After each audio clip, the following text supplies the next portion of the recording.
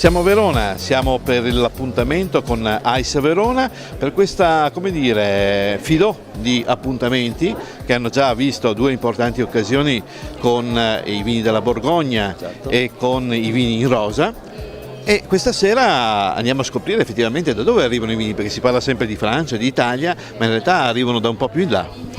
Sì, buonasera a tutti, diciamo che abbiamo voluto organizzare questa serata del nuovo quadriennio che ci aspetta nell'affrontare le degustazioni e abbiamo voluto dare un indirizzo proprio preciso andando alle origini della vite o del vino. Chi meglio del dottor Invernizzi poteva illustrarci una serata così interessante e così piena di emozioni per elencarci e portarci in degustazione i vini del Caucaso. Perché i vini arrivano da... Qui leggiamo 8.000 anni di storia, arrivano dal Caucaso che effettivamente in qualche modo già a quel tempo si producevano, come si può dire, i primi vini? Il primo vino. Il primo vino è proprio nato in Armenia, in quel quadrilatero che va dall'Iran all'Armenia, alla Georgia e all'Azerbaigian, fino ad arrivare come ultima tappa, che poi sono diventati i primi, nel VI secolo a.C., quindi tardissimo, in Francia, a Marsiglia. Quindi è stato un percorso dal Caucaso via Mediterraneo fino alla Francia meridionale.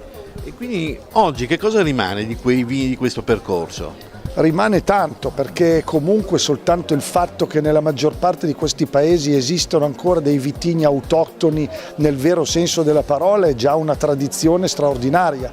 Non è che non ci sia il Merlot, il Cabernet, lo Chardonnay, tanto che tanti enologi internazionali, Michel Rolland in testa, forse il più famoso perlomeno del mondo, è andato a fare degli esperimenti e a provare lì, ma la tradizione millenaria di questi paesi, che io ho avuto la fortuna di visitare bene in lungo e in largo, è più che mai ancora radicata. Sono posti da vedere.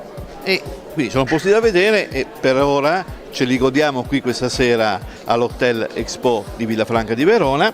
Quale sarà il percorso che tu ci porterai, in qualche modo ci guiderai?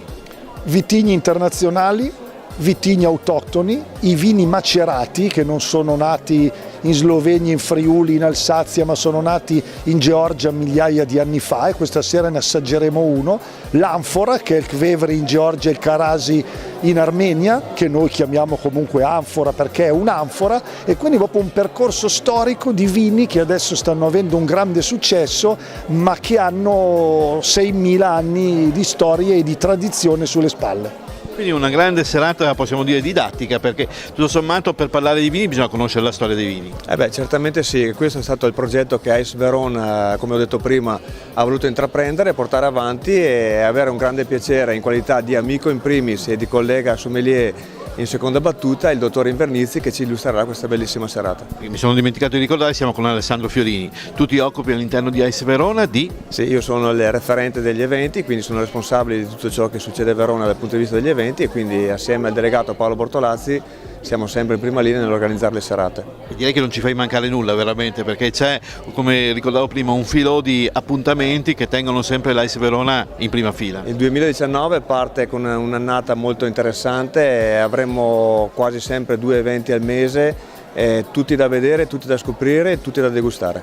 E sempre tutto esaurito? È sempre tutto esaurito. Bene, vi auguro una bella serata. Grazie. Voi continuate a seguirci e naturalmente ascolteremo da Guido Invernizzi tutte queste chicche che ci porterai. La storia del vino, hai detto bene. Il mondo del vino, la degustazione, io non la ritengo assolutamente come una serie di 100 profumi da dover trovare nel bicchiere.